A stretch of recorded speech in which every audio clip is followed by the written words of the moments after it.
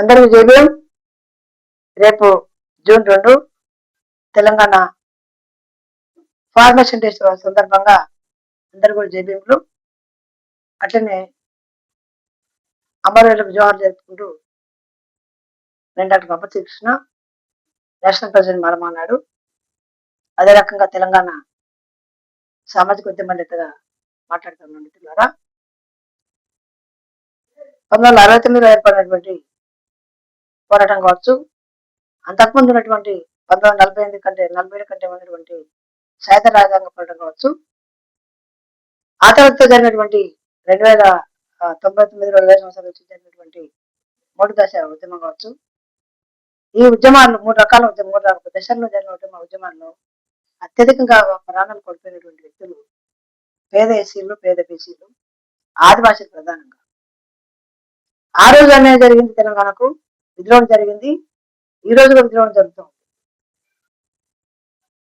కేవలం ఒక ఒక ఏమంటారు, ఒక భౌగోళికంగా తెలంగాణ విడిపోయింది తప్ప సామాజికంగా, ఆర్థికంగా, రాజకీయంగా ఎక్కడ మార్పు జరగలేదు. కాబట్టి తెలంగాణ కోసం ఎవరైతే ప్రాణాలు భరించారో ముందుగా వాళ్ళను స్మరించుకోవాల్సిన అవసరము అన్ని రాజకీయ పార్టీలకు ఉంది. అందులో మనం మొదలు చెప్పేసింది అనుకో జవాన్లు.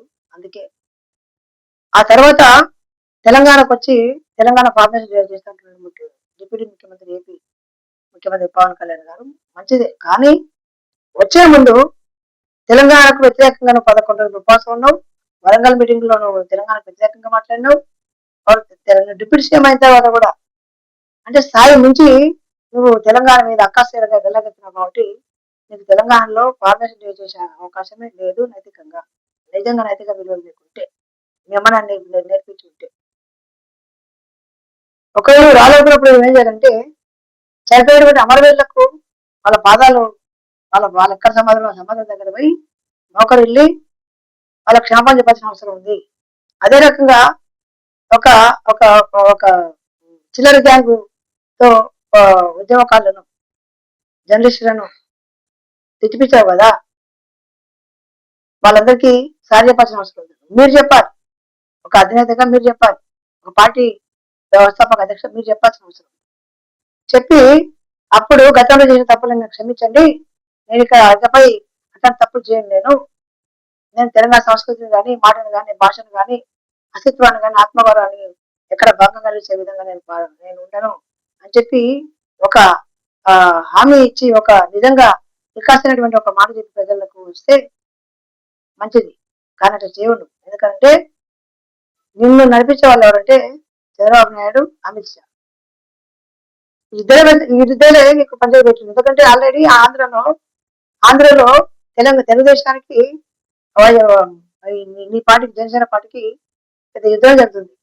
కాబట్టి అక్కడ తట్టుకోలేక తెలంగాణకు వస్తూ ఉంటుంది. తెలంగాణ వాళ్ళ అమాయకులు కాబట్టి అన్ని మర్చిపోతారు కాబట్టి అనుకుంటున్నాను. ఎవరు మర్చిపోరు. ఇక్కడ ఎంత ప్రేమ ఉంటుందో, ఎంత అభిమానం ఉంటుందో, దోపిడీదారులను తరిమి కొట్టే ఆలోచన కూడా అట్లా ఉంటుంది.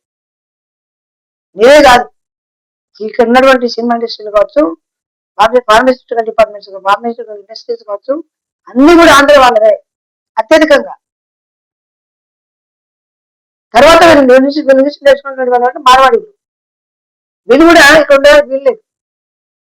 తెలంగాణకు వాళ్ళు ఏ రోజు సపోర్ట్ చేయలేదు, తెలంగాణకు ఏ రోజు వాళ్ళు మాట్లాడలేదు, తెలంగాణ కోసం అమరమైనటువంటి కుటుంబాలను వాళ్ళు ఏ రోజు ఆదుకోలేదు. అక్కడికి వెళ్ళి గుజరాత్ నుంచి, రాజస్థాన్ నుంచి వచ్చి ఇక్కడ సెటిల్ అయిపోయారు. ఇక్కడ ఉద్యోగాలు పొందుతున్నారు తప్ప తెలంగాణకు మార్వాడీలకు కానీ, తెలంగాణకు ఆంధ్ర ప్రతినిధులకు కానీ ఇక్కడ ఉండే అవకాశం లేదు, ఉండనివ్వం. కాబట్టి పవన్ కళ్యాణ్ గారు మీరు ఇక్కడ రావాలనుకున్నప్పుడు మాతరాజంగా ఎక్కడైనా పోచే అవకాశం ఉంది. కానీ ఆ ప్రాంత ప్రజల యొక్క మనోభావం దెబ్బేసే విధంగా, ఆత్మగత దెబ్బేసే విధంగా, అస్తిత్వం దెబ్బేసే విధంగా మీరు మాట్లాడడం మీ చేతల్లో ఉన్నాయి కాబట్టి వ్యతిరేకం చేస్తాం.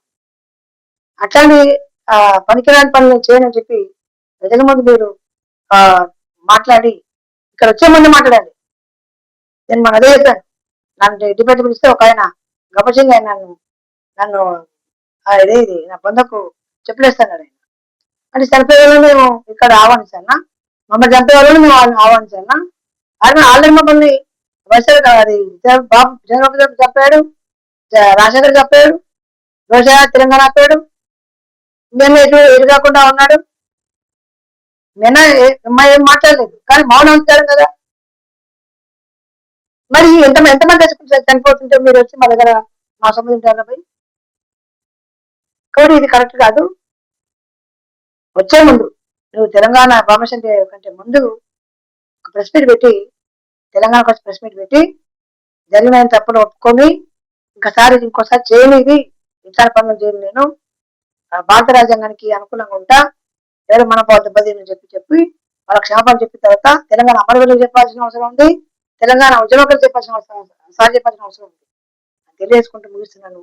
జై భీమ్, జై ఇండియా, జై కన్స్టిట్యూషన్, జై తెలంగాణ అమరవీరులకు, జవాబు తెలంగాణ వీరులకు, జై పీవీరావు.